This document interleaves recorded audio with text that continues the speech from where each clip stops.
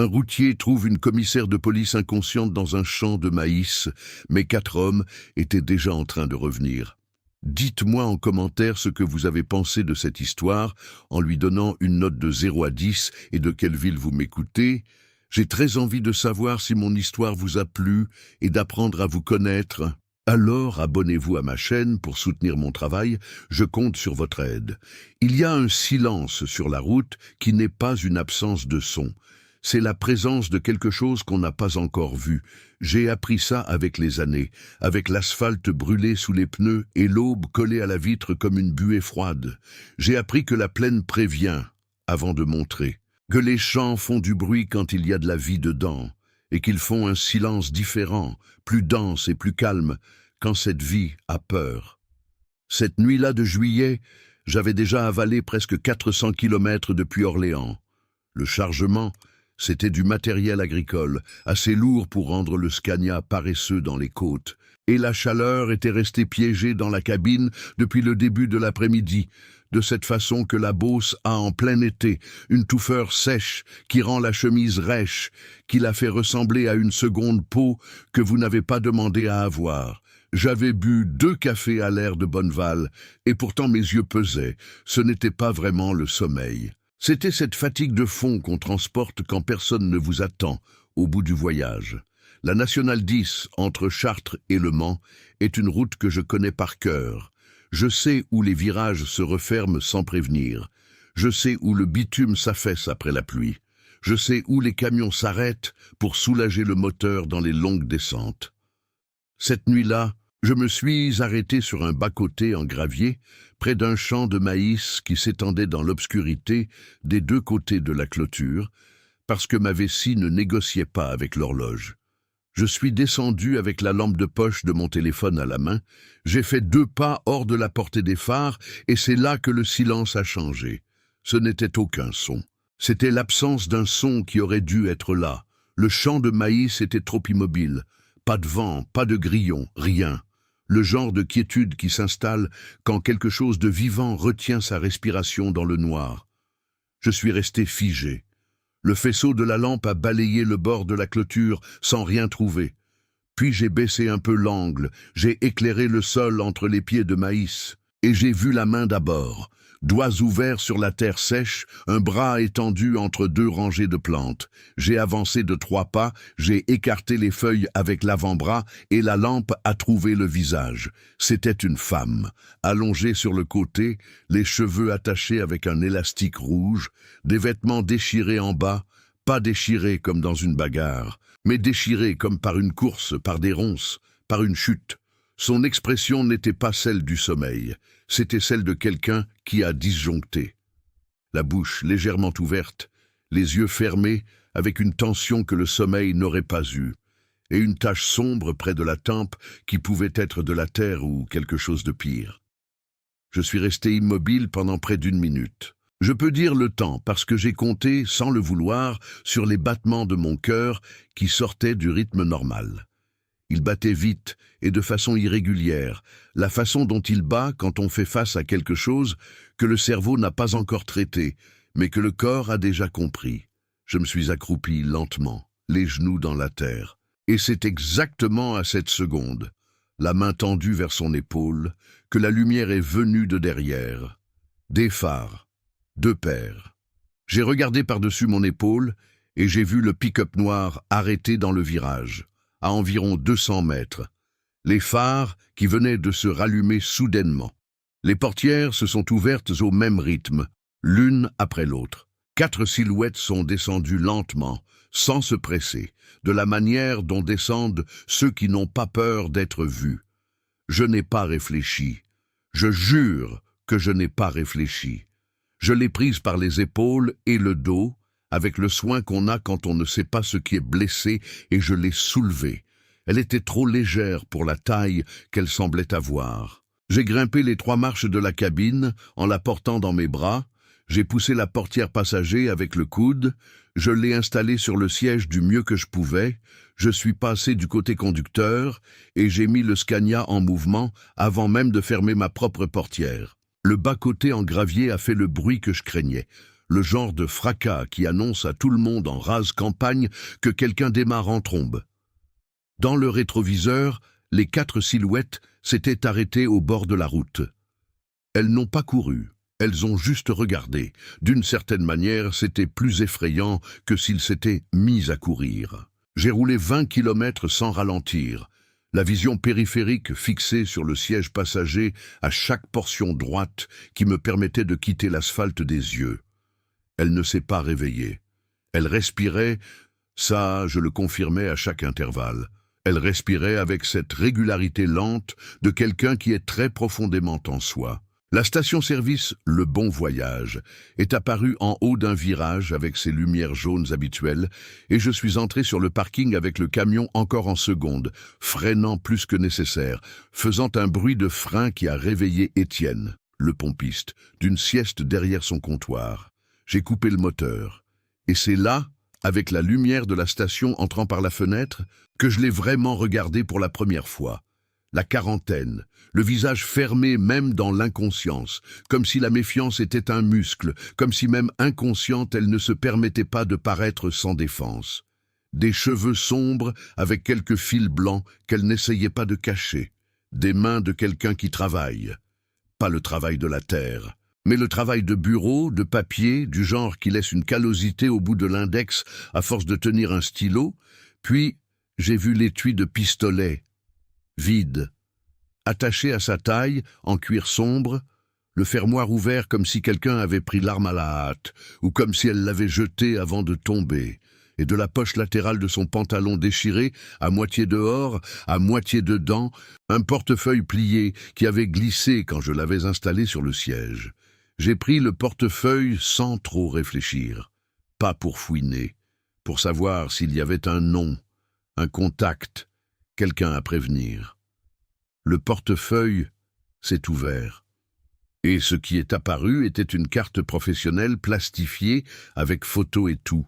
Son visage, plus sérieux que maintenant, uniforme sombre, et le tampon de la police nationale d'Eure-et-Loir. Hélène Royer, commissaire de police. Affectation, Chartres. Je suis resté avec la carte en main un temps que je ne sais pas mesurer. Étienne a frappé à la vitre du côté conducteur, curieux de la façon dont j'étais entré. J'ai baissé la vitre et j'ai dit qu'une femme se sentait mal sur le siège passager et que j'avais besoin d'eau et d'une serviette humide. Il n'a rien demandé de plus. Étienne était du genre à faire ce qu'il fallait avant de comprendre pourquoi. En 3 minutes, il était de retour avec une bouteille d'eau minérale, une serviette en papier humide et un regard qui avait appris à ne pas poser de questions inutiles en 18 ans de station-service au bord de la nationale.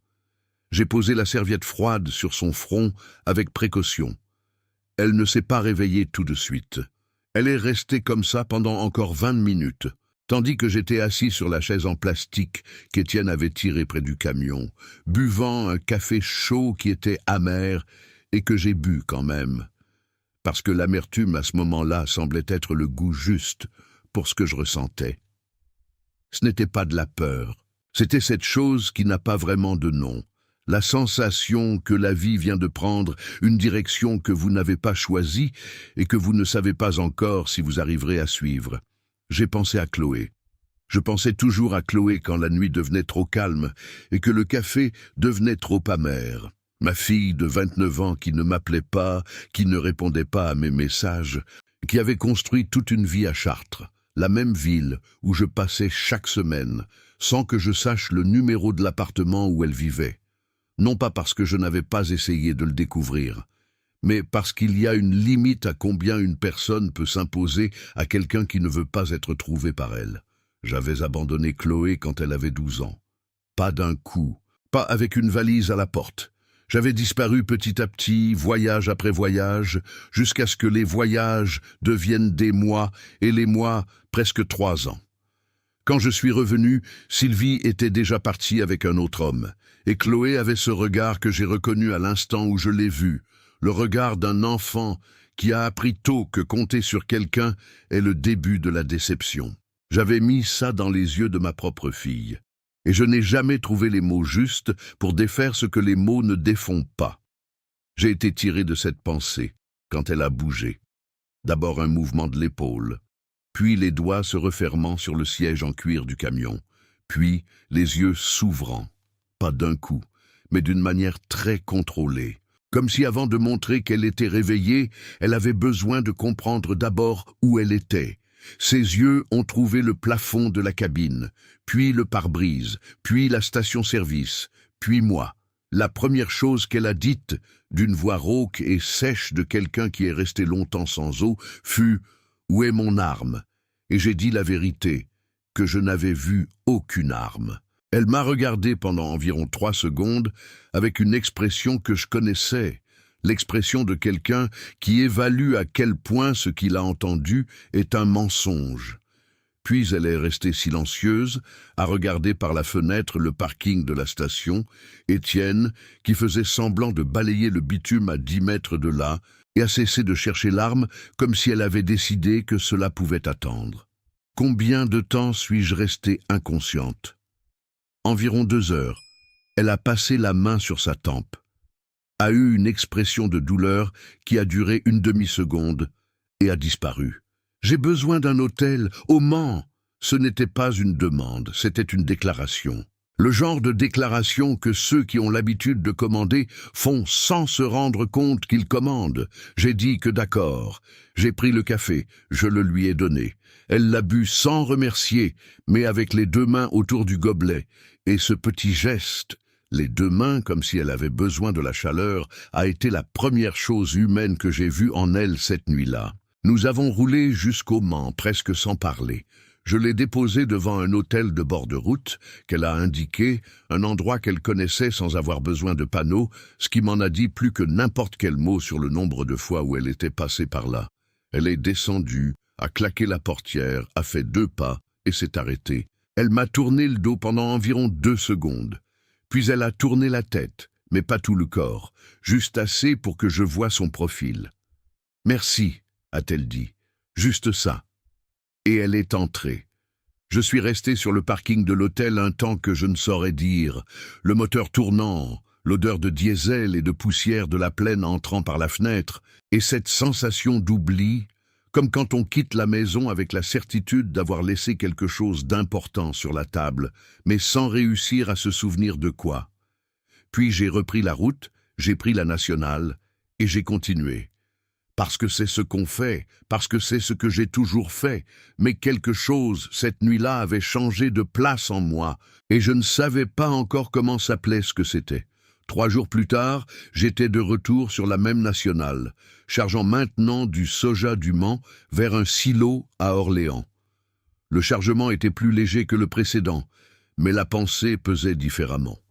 J'avais eu cette sensation étrange pendant les 3 jours. Ce n'était pas de l'inquiétude, exactement, parce que l'inquiétude a un objet clair, une chose définie qu'on peut résoudre ou non. C'était autre chose, c'était le genre d'agitation qui reste quand on a été témoin de quelque chose qu'on n'a pas bien compris et qu'on n'aura pas la chance de comprendre.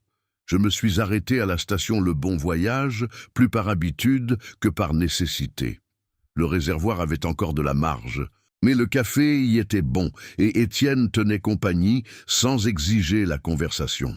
Je suis entré, j'ai commandé le café, je me suis assis sur le banc en plastique rouge près de la fenêtre qui donnait sur le parking, et c'est là qu'Étienne, tout en nettoyant le comptoir avec un chiffon qui avait probablement nettoyé plus de choses qu'il n'aurait dû, a dit en passant, avec l'air de celui qui raconte une nouvelle sans en mesurer l'importance. « Vous savez, la femme que vous avez amenée dans la nuit de jeudi, elle est revenue à pied le lendemain. Elle a demandé votre nom. Je suis resté le gobelet à mi-chemin de la bouche. Qu'est-ce que tu as dit? J'ai dit que je ne connaissais pas votre nom complet, mais que vous vous arrêtiez ici chaque fois que vous montiez vers Chartres. Étienne a haussé les épaules. J'ai dit que vous étiez un homme sérieux, qu'elle n'avait pas à avoir peur. J'ai bu mon café. Je n'ai rien dit. Mais quelque chose qui était dans un endroit très calme en moi s'est réveillé avec cette information, lentement, de la manière dont se réveille quelqu'un qui a beaucoup dormi et qui n'est pas pressé de se lever. Elle était revenue, à pied, pour demander mon nom. Je n'ai pas su quoi faire de ça. Je l'ai mis dans ma poche comme on met de la monnaie qu'on ne sait pas trop si on va utiliser, mais qu'on garde quand même. À cette époque, je faisais la ligne Orléans-Chartres 3 fois par semaine, parfois 4, selon ce que le transporteur avait à déplacer. C'était un tronçon que je connaissais si bien que parfois j'arrivais à un point et ne me souvenais pas d'avoir parcouru les 20 derniers kilomètres. Non pas parce que j'avais dormi, mais parce que le corps apprenait le chemin et que la tête allait ailleurs. Vers Chloé presque toujours, vers Sylvie de temps en temps, non pas avec nostalgie, mais avec cette tristesse spécifique de celui qui sait qu'il a détruit quelque chose qui aurait pu être différent. Chloé avait 29 ans. Elle travaillait comme aide-soignante dans un centre de santé à Chartres. Ça, je le savais parce que Josette me l'avait raconté un jour sans se rendre compte que je ne le savais pas, en parlant avec la naturelle de celle qui suppose qu'un père connaît la vie de sa propre fille. J'étais resté silencieux et ne l'avais pas corrigé. J'avais gardé l'information avec le soin de celui qui garde une chose fragile. Je savais qu'elle était là, je savais ce que c'était, mais ne pas y toucher était la seule façon de ne pas la briser. J'avais essayé 2 fois ces dernières années. 2 messages courts sur son portable, séparés de presque 2 ans l'un de l'autre. Le premier, « Chloé, c'est ton père. Je sais que je n'ai aucun droit de demander quoi que ce soit, mais j'ai besoin que tu saches que je pense à toi tous les jours. » Le second, encore plus simple, « Je vais bien, j'espère que tu vas bien aussi. » Aucun des deux n'a eu de réponse. Et je n'ai pas envoyé de troisième parce qu'il y a une limite à combien une personne peut s'imposer à quelqu'un qui ne veut pas être trouvé par elle. Et je savais, mieux que personne, que cette limite avait un nom, le respect.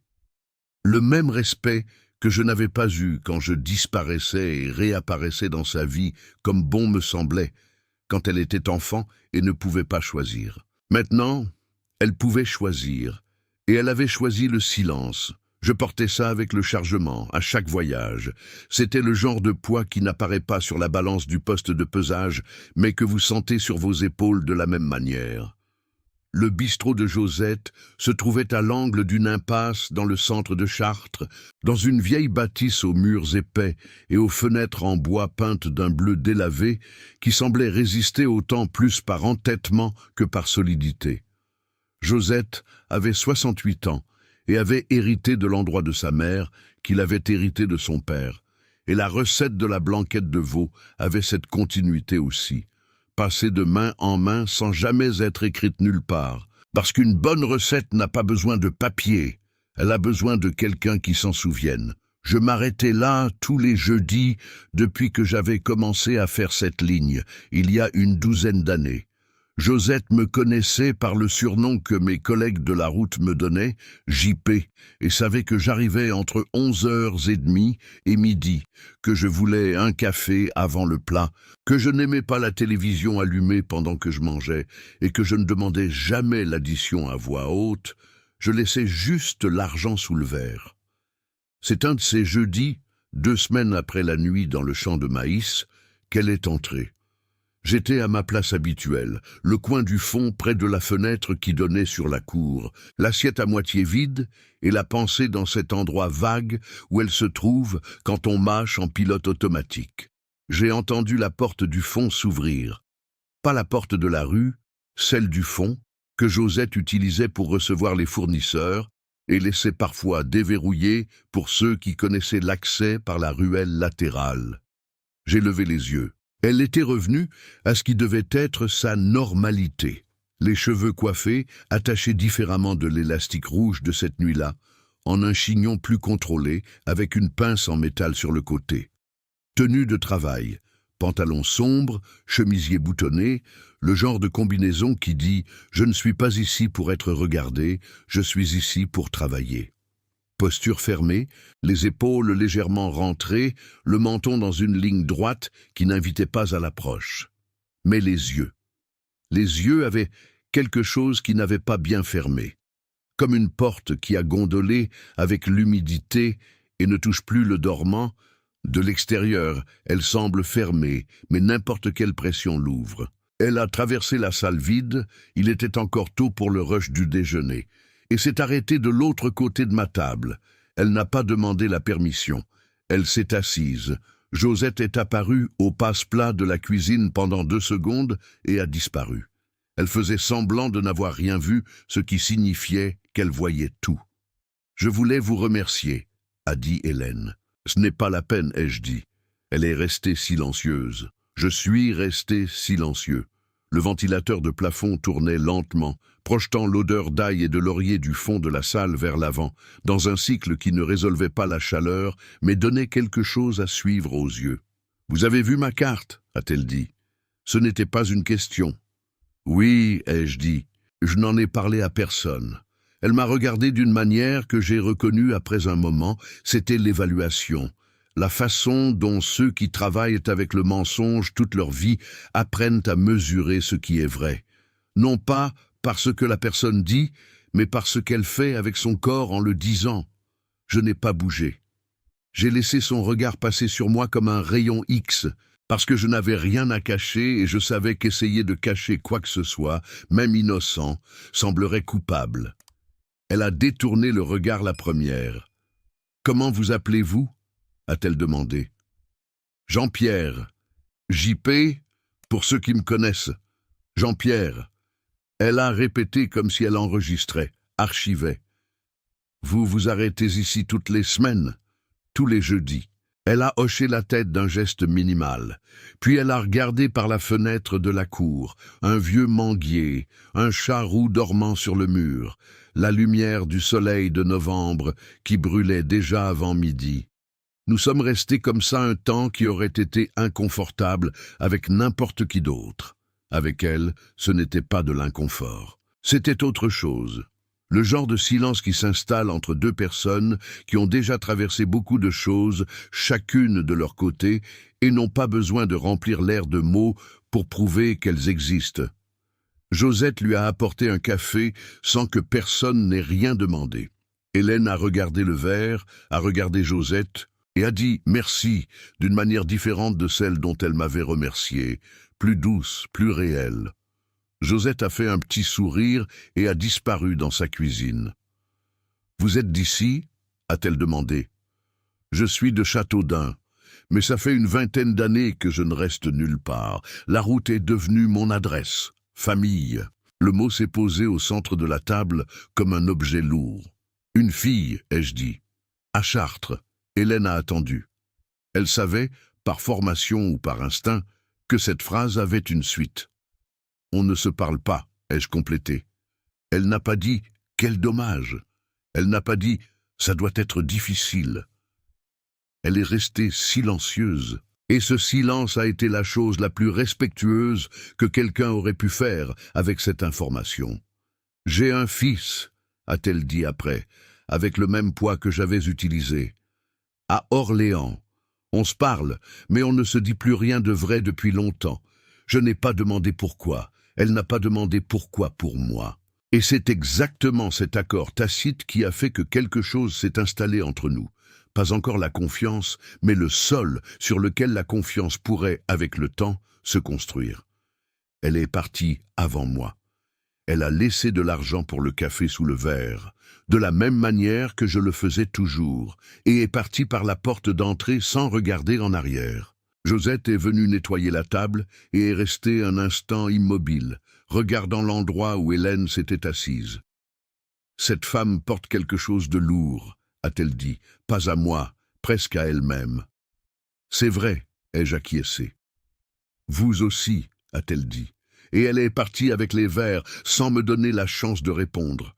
Je suis resté à regarder la cour, le charroux qui avait changé de position sur le mur sans que je m'en sois rendu compte, et j'ai pensé qu'il y avait quelque chose de très étrange et de très précis dans la façon dont certaines personnes entrent dans notre vie. Non pas par la porte d'entrée, pas avec des présentations et sur rendez-vous, mais par la ruelle du fond, dans le noir, quand on s'y attend le moins et qu'on y est le moins préparé. Et que c'était peut-être exactement comme ça que ça devait être. Parce que les portes d'entrée, on sait les défendre. J'ai pris le camion, je suis entré sur la nationale et j'ai laissé Chartres derrière moi une fois de plus. Mais à partir de ce jeudi-là, quand je pensais au tronçon de la N10, Ce n'était plus seulement de l'asphalte et des champs que je voyais, c'était aussi une fenêtre bleue délavée à l'angle d'une impasse, et les yeux d'une femme qui ne fermait pas bien, mais qui s'obstinait pourtant à rester ouverts.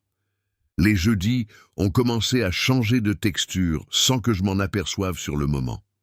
Un changement de texture, c'est comme ça.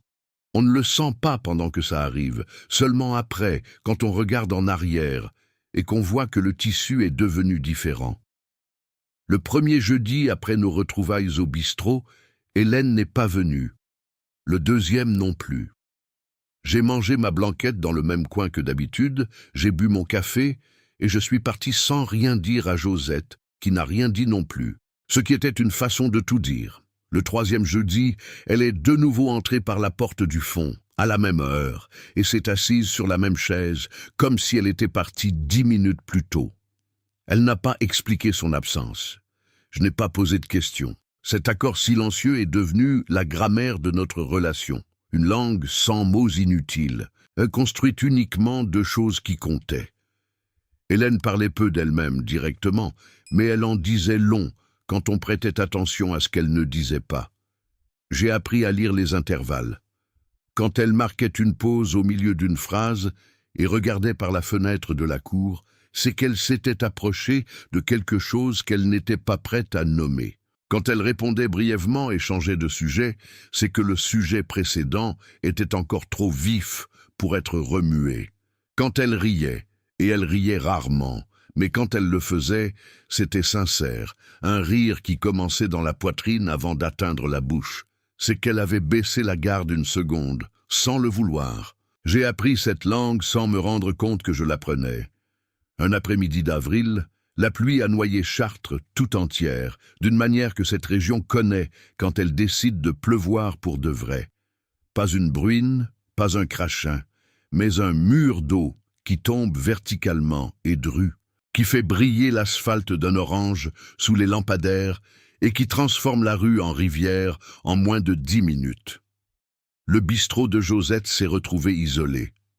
Je ne pouvais pas partir, parce que la visibilité avec un gros camion sous une pluie pareille était nulle, et je n'étais pas le genre de chauffeur à parier contre la pluie. Hélène ne pouvait pas partir, parce qu'elle était venue à pied. Sa voiture était au garage depuis 4 jours, un problème de boîte de vitesse que le mécanicien promettait de résoudre toujours pour le lendemain. Nous sommes restés coincés là pendant près de 2 heures. Josette a apporté plus de café, a apporté un morceau de 4 quarts qu'elle gardait pour elle, et s'est retirée au fond du bistrot avec la discrétion de celle qui comprend qu'il y a des moments où la meilleure compagnie est l'absence. C'est cet après-midi-là qu'Hélène a parlé de Claire pour la première fois, pas par son nom, pas avec des détails, juste le contour, comme elle l'a dit elle-même plus tard, le contour d'une chose qui n'avait pas encore de forme complète pour elle. Il y avait une personne, dit-elle en regardant le gâteau sans le manger, qui lui avait confié une information qui coûtait cher à porter, que cette personne payait un prix pour cette confiance, un prix qui se manifestait par de petites humiliations quotidiennes, le genre de violence qui ne laisse pas de marque visible, mais qui ronge de l'intérieur comme la rouille. Et qu'elle, Hélène, avait fait une promesse qui l'empêchait maintenant d'agir comme elle le devait, pour protéger vraiment cette personne. « Vous avez promis l'anonymat, ai-je dit. Elle m'a regardé. « Comment le savez-vous ?»« Je ne sais pas. J'ai deviné. J'ai fait une pause. C'est le genre de promesse qui emprisonne plus que tout autre, parce qu'on ne peut pas négocier. Soit vous la tenez, soit vous ne la tenez pas. Et si vous ne la tenez pas, il n'y a pas de demi-mesure. » Hélène est restée silencieuse un moment.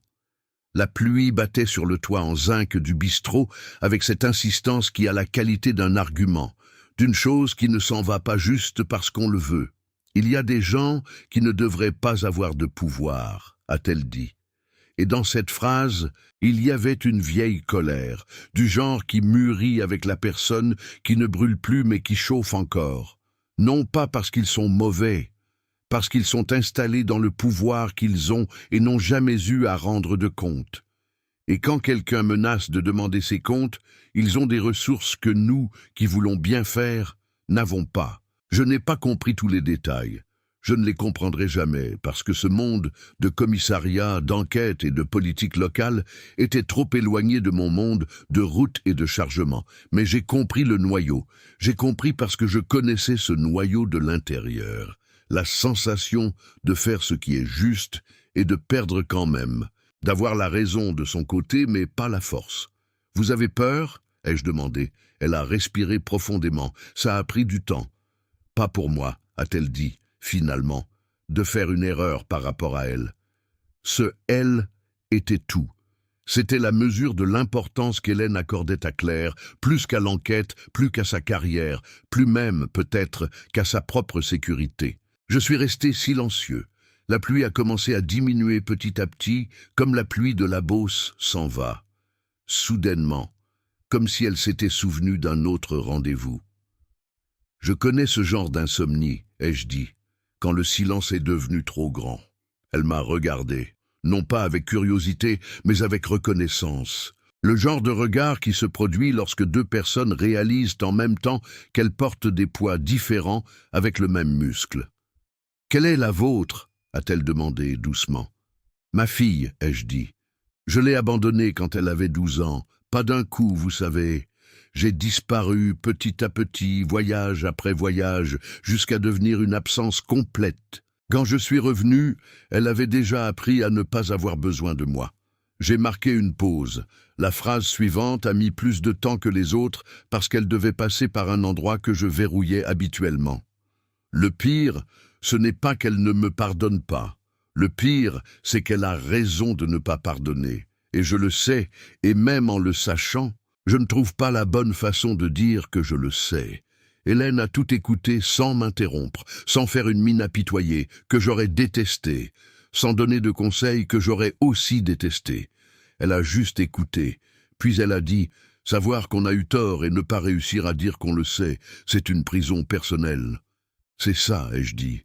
C'est exactement ça. Quand j'ai quitté le bistrot cet après-midi-là, l'asphalte était encore mouillé et l'air avait cette odeur de terre humide et de feuilles lavées que la campagne produit après une grosse pluie, l'odeur la plus propre qui soit, qui me donne toujours une envie de recommencer quelque chose, sans savoir vraiment quoi. L'enquête administrative ouverte contre Hélène, je l'ai apprise par elle-même un jeudi de mai, quand elle est arrivée plus silencieuse que d'habitude et avec une raideur dans les épaules que je savais déjà lire. Elle a raconté avec des phrases courtes et sans drame.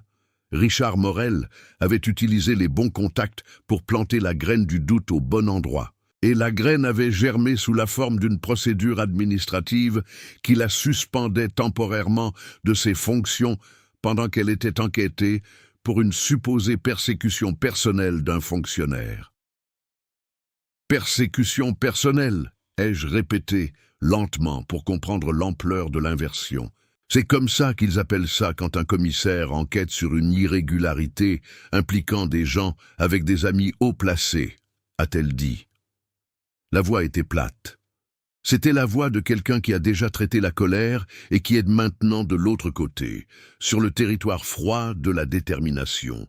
Et Claire, disparue, a coupé le contact. Elle a passé le doigt sur le bord du verre. Je ne peux pas la blâmer. Elle a beaucoup plus à perdre que moi. Et la journaliste a suspendu son enquête. Le propriétaire du journal a remercié Richard Morel par un silence qui vaut plus que n'importe quel éditorial. Nous sommes restés silencieux. Le ventilateur tournait.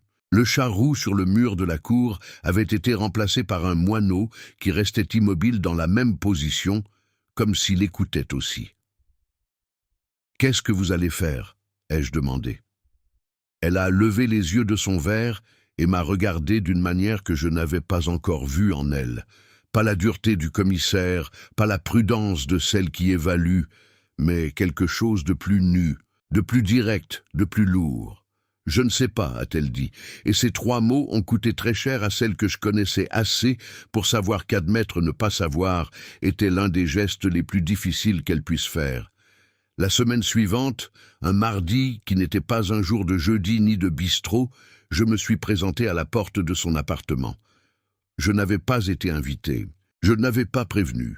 J'ai juste pris la barquette que j'avais demandé à Josette de préparer spécialement. Blanquette de veau, riz, légumes. Et j'y suis allé. J'ai sonné.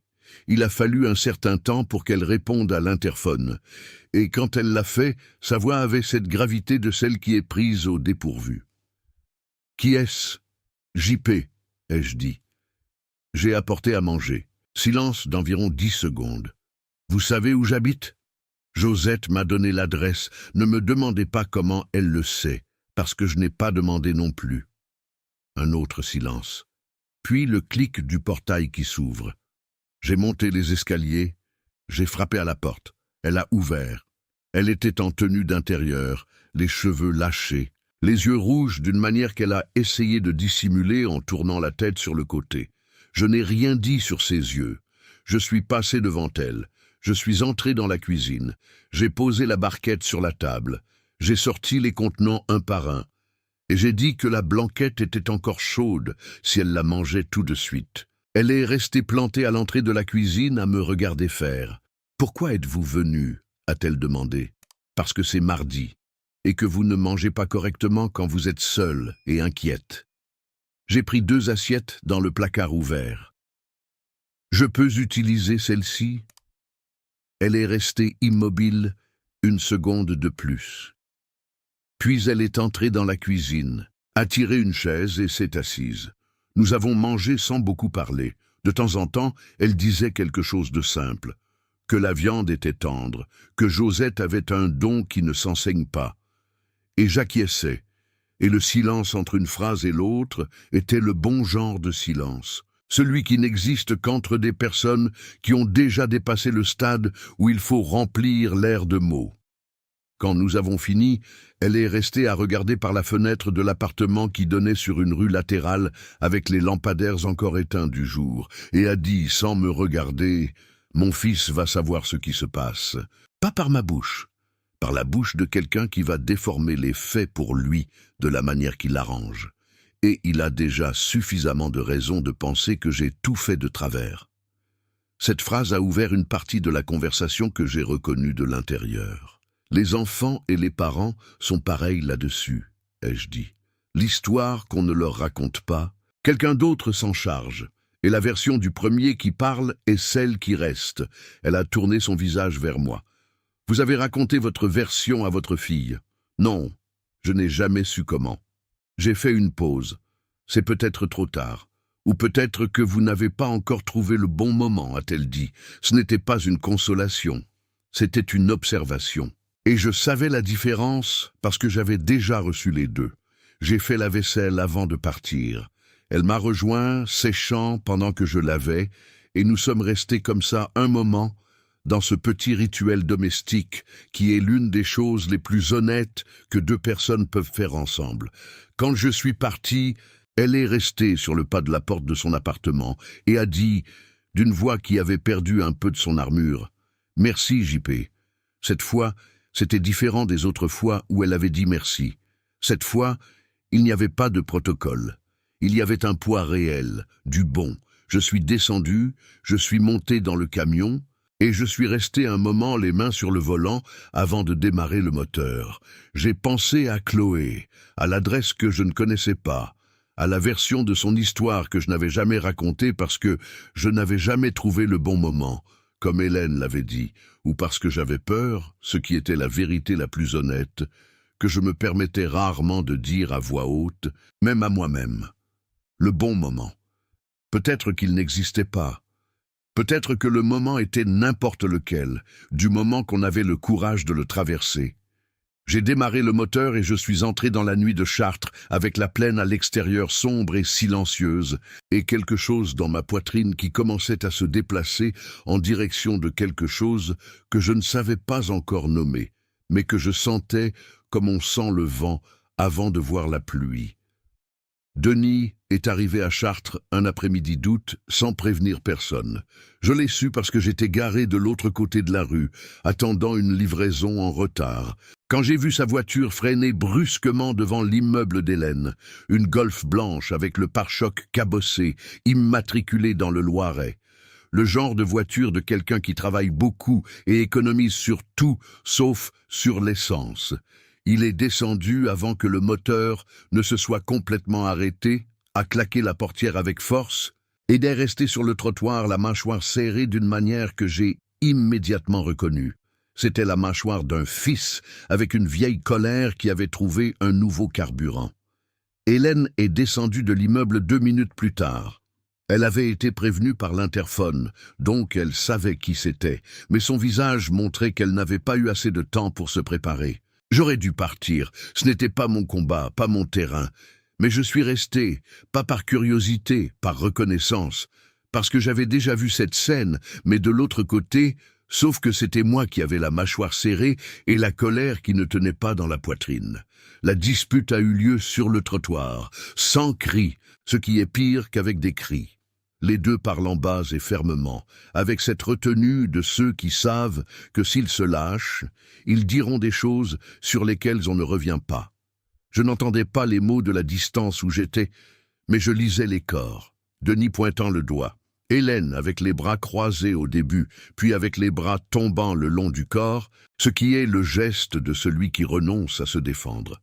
L'après-midi, se refermant dans un orange sale de nuages chargés, le genre de lumière qui rend tout plus grave que ça ne l'est déjà. À un moment donné, Denis a dit quelque chose qui a fait fermer les yeux d'Hélène pendant 3 secondes. Pas de colère, de douleur. La différence est subtile, mais totale. La colère ferme les yeux avec force, la douleur les ferme avec lassitude. Il est parti sans étreinte, sans signe de la main. Il est monté dans la voiture, a démarré en trombe et a disparu au coin de la rue. Hélène est restée sur le trottoir un moment, regardant là où la voiture avait tourné. Puis, elle s'est assise sur le bord du trottoir. Ce n'était pas un geste élégant ni calculé. C'était le geste de quelqu'un qui n'a plus l'énergie de garder la posture et le sol était l'endroit le plus proche disponible. Je suis descendu du camion. J'ai traversé la rue lentement, sans courir, parce que courir aurait semblé une alarme et elle n'avait pas besoin d'alarme. Je me suis arrêté près d'elle. J'ai regardé la rue vide et je me suis assis sur le bord du trottoir à côté d'elle. Nous sommes restés comme ça un temps que je ne sais pas mesurer. « Vous avez vu ?» a-t-elle dit. Ce n'était pas une question. J'ai vu. Depuis combien de temps étiez-vous là? Assez longtemps. Elle a respiré profondément. La nuit, la campagne a une odeur qui n'appartient qu'à elle. Terre chaude qui se refroidit lentement. Herbe sèche. Le diesel de celui qui est passé il y a peu. C'était cette odeur qui entrait alors que l'après-midi se transformait en nuit autour de nous deux, assis sur le trottoir, comme 2 adolescents perdus dans le monde. Il a dit que j'avais détruit la famille, a-t-elle dit, la voix basse et trop ferme pour être de l'indifférence. Que la séparation était de ma faute parce que je mettais le travail au-dessus de tout, que son père était un homme bien et que je l'avais transformé en méchant dans sa tête sans raison. Elle s'est arrêtée. Que les gens en ville disent que je suis malhonnête et qu'il a eu honte de dire qu'il était mon fils. Chaque phrase était une brique. J'ai senti le poids de chacune, parce que j'avais déjà lancé des briques similaires, sauf que je les avais lancées dans le silence, dans l'absence, ce qui est encore plus lâche que de les lancer au visage. « Il y croit ?» ai-je demandé. « Ou il est en colère et il dit ce qui fait le plus mal ?» Elle a mis du temps à répondre. « Les deux, a-t-elle dit. Quand on croit à sa colère, les deux ne font plus qu'un. Je connaissais ça, par cœur. Vous allez lui parler ?» ai-je demandé. Je ne sais pas quoi lui dire qu'il puisse entendre.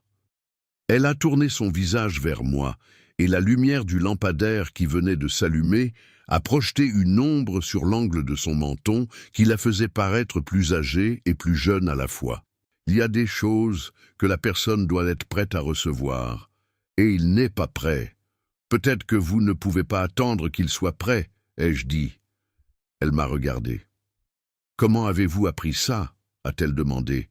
Et il y avait quelque chose de subtil dans son ton qui n'était pas de l'ironie, mais qui flirtait avec. « De la manière la plus chère possible, ai-je dit. En attendant tellement longtemps que la fenêtre s'est fermée. La déposition de Claire a eu lieu un matin de septembre, je l'ai su plus tard. parce qu'Hélène me l'a raconté quelques jours après au bistrot, avec un calme qui était l'opposé de la turbulence que je savais que cela avait coûté. Claire était réapparue, stabilisée, avec le soutien de quelqu'un qu'Hélène n'a pas nommé, mais que j'ai compris être Chloé. J'ai compris, non pas par la logique des faits, que je n'avais pas encore en entier, mais par la façon dont Hélène a parlé, avec un respect différent, plus personnel, plus chaleureux, du genre que l'on a pour quelqu'un qui a fait quelque chose qu'il n'avait pas à faire. Je n'ai pas posé de questions sur Chloé. Le mot est resté en suspens dans l'air entre nous, sans être tiré, et Hélène m'a regardé avec un regard qui disait qu'elle savait que je savais, et qu'il était temps de me raconter. « Votre fille travaille au centre de santé ici », a-t-elle dit, lentement. « Je sais. » Elle a pris en charge Claire lors d'une garde de nuit. Claire était en crise. Votre fille l'a calmée, l'a écoutée, et le lendemain, elle m'a appelé. Hélène a fait une pause. Elle ne savait pas qui j'étais pour vous quand elle a appelé. Elle savait juste que mon nom apparaissait dans l'histoire que Claire racontait par fragments. Quand elle a découvert le lien, elle aurait pu reculer. Elle n'a pas reculé. Je suis resté à regarder la table pendant un moment. « Comment allait-elle » ai-je demandé. Ma voix est sortie plus faible que je ne le voulais. Sérieuse, directe, avec une compétence un peu intimidante. Hélène a souri de côté. Elle ressemble à quelqu'un que je connais. Elle ne ressemble pas à son père, ai-je dit. Je n'ai pas dit son père, a-t-elle dit. Ce silence a duré plus longtemps que les autres. Elle a posé des questions sur moi, ai-je demandé, et la question a coûté plus que tout ce que j'avais dit pendant tous ces mois. Elle a demandé comment vous étiez. Hélène choisissait ses mots avec le soin de celle qui connaît leur poids. J'ai dit ce que j'ai vu, que vous êtes un homme qui agit avant de réfléchir quand quelqu'un est en danger, que vous portez la culpabilité sans la distribuer aux autres, que vous faites parfois les bonnes choses de la mauvaise manière, mais que vous les faites. J'ai dû regarder par la fenêtre de la cour parce que mes yeux faisaient de quelque chose que je ne voulais pas qu'elle voie. Le chat roux était de retour sur le mur. Ou c'était un autre chat, identique, je n'ai jamais vraiment su. « Merci » ai-je dit, finalement. « Ne me remerciez pas » a-t-elle dit. C'était la vérité. L'enquête administrative a été classée un mercredi sans cérémonie, de la manière bureaucratique et sans drame que les bonnes choses ont parfois quand elles arrivent par le bon chemin. Richard Morel a été suspendu administrativement. Pascal Brun a publié son article à son compte sur un blog qui avait 300 lecteurs, qui en 2 jours est passé à 3000, qui en 1 semaine est devenu le sujet que tout le monde en ville connaissait, mais faisait semblant d'ignorer jusqu'à avoir la permission de le savoir à voix haute. Hélène a été réintégrée. Je l'ai su par un message qu'elle m'a envoyé un vendredi matin, alors que j'étais dans une station-service près de Bonneval, en train de prendre un café. J'ai repris. « Merci d'être resté pendant que j'étais absente. » 11 mots. Je les ai relus 3 fois. J'ai rangé mon téléphone dans ma poche et je suis resté à regarder l'asphalte mouillé du parking de la station un temps que le pompiste a dû trouver étrange. Ce soir-là de septembre, j'étais dans une station-service aux abords de Chartres, en train de faire le plein du Scania pour le voyage du lendemain matin, quand j'ai entendu un bruit de pas sur l'asphalte derrière moi. Ce n'étaient pas des pas pressés, c'étaient des pas qui s'approchaient et qui, à un moment, ont ralenti, comme si la personne était arrivée assez près et avait eu besoin d'une seconde pour terminer ce qu'elle avait commencé. Je me suis retourné. C'était une jeune femme aux cheveux attachés, un sweat à capuche bleue, avec un badge du centre de santé, encore dans la poche gauche comme si elle venait de quitter le travail. Des yeux que j'ai reconnus, non pas par la ressemblance avec moi, mais par l'expression, la même expression fermée et directe que je voyais dans le miroir quand je me forçais à me regarder en face. Chloé. Ma fille était à 3 mètres de moi, et je ne pouvais pas bouger mes mains de là où elles étaient. L'une sur le pistolet à essence, et l'autre immobile dans l'air, suspendue dans le geste que j'avais, quand j'ai entendu les pas sans savoir encore qui c'était. Elle n'a pas couru, elle n'a pas souri, elle n'est pas venue les bras ouverts, parce que ce n'était pas ça qui se passait, et aucun de nous deux ne ferait semblant. Elle est restée immobile, m'a regardé, avec cette expression qui n'était ni colère ni pardon, mais quelque chose de plus honnête que les deux, le regard de quelqu'un qui te voit vraiment pour la première fois, après avoir choisi de ne pas voir pendant très longtemps. « Je n'ai pas pardonné », a-t-elle dit. La voix était ferme, sans drame. « Mais j'ai entendu ce qu'Hélène a dit sur toi. Le vent froid de la Beauce en septembre a soufflé entre nous. Le genre de vent qui ne prévient pas, qui arrive soudainement au milieu d'une nuit encore chaude et rappelle que l'hiver n'est pas complètement parti. Et j'ai besoin que tu saches que je sais que tu existes. Ce n'était pas une réconciliation. Je le savais. Elle le savait. C'était autre chose, plus petit et plus grand à la fois. C'était la fissure dans un mur bâti brique par brique pendant 17 ans. Ça ne faisait pas tomber le mur, mais ça laissait passer la lumière. Je suis descendu du camion lentement, les pieds trouvant l'asphalte un par un, comme quelqu'un qui descend sur un sol dont il ne sait pas s'il supportera le poids. Je suis resté debout devant elle avec le vent qui frappait nos deux silhouettes immobiles sur le parking éclairé de la station, et à des kilomètres de là, la plaine était sombre et silencieuse, comme elle l'est quand la nuit est vraiment profonde. J'ai dit la seule chose qui convenait. D'accord, 2 mots. Ce n'était pas un pardon non plus. Je n'avais pas le droit de demander pardon comme si c'était quelque chose qui se résolvait en une nuit, dans une station-service. C'était le début d'une conversation qui allait prendre beaucoup plus de temps qu'une nuit, qui ne se terminerait peut-être jamais, qui n'avait peut-être pas besoin de se terminer pour être réelle.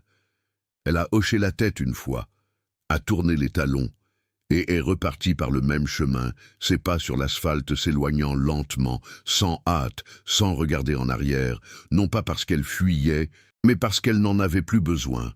Je suis resté immobile sur le parking de la station un temps que je ne sais pas dire. Puis j'ai fini de faire le plein, j'ai fermé le réservoir, j'ai payé le pompiste et je suis monté dans la cabine. J'ai démarré le moteur. Le Scania a fait ce bruit habituel en démarrant, grave, régulier, le son d'une grosse machine qui sait où elle va. Je suis sorti lentement de la station, j'ai pris la nationale, et la route s'est ouverte devant moi comme elle le fait à chaque fois, sombre des deux côtés, avec les phares n'éclairant que juste assez pour voir le tronçon suivant. J'ai pensé à Hélène, à la fenêtre bleue délavée du bistrot de Josette, à l'élastique rouge dans ses cheveux cette nuit de juillet qui semblait avoir eu lieu dans une autre vie, à la blanquette de veau mangée en silence dans sa cuisine pendant que la nuit entrait par la fenêtre et qu'aucun de nous deux n'avait besoin d'expliquer pourquoi cela suffisait. J'ai pensé à Chloé, à ses mots et à mes 2 mots en retour, et à la façon dont parfois tout le poids d'une relation tient en quelques mots prononcés sur le parking d'une station-service, sous un vent froid de la campagne, sans étreinte et sans larmes. Et pourtant, c'est plus réel que tout ce que vous auriez pu répéter. J'ai pensé à moi, au Jean-Pierre de 54 ans qui avait passé sa vie à fuir sur la route comme si la route était une réponse, pour découvrir une nuit de juillet que la route est aussi l'endroit où les choses vous trouvent, quand c'est le moment. La N10 s'étendait devant. La plaine dormait des 2 côtés. Les cigales s'étaient tues avec le froid, et le seul son était le moteur et l'asphalte et le vent, qui sont les 3 sons que je connais mieux que tout autre au monde. Quelque chose avait cessé de faire mal de la même manière. Ça n'avait pas disparu. Une douleur comme ça ne disparaît pas d'un coup. Mais sa qualité avait changé. C'était devenu le genre de poids qu'on apprend à porter sans qu'il vous courbe l'échine, le genre qui vous rappelle que vous avez vécu, pas celui qui vous rappelle seulement que vous vous êtes trompé.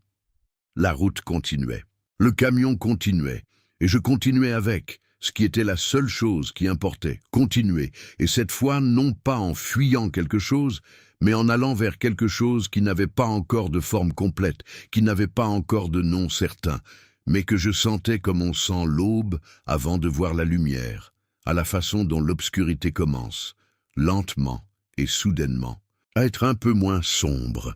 Si cette vidéo vous a plu, s'il vous plaît, abonnez-vous à ma chaîne. Je promets de vous apporter chaque jour des vidéos qui rendront votre vie plus heureuse. Commentez ce que vous avez pensé de mon histoire en lui donnant une note de 0 à 10 et merci beaucoup.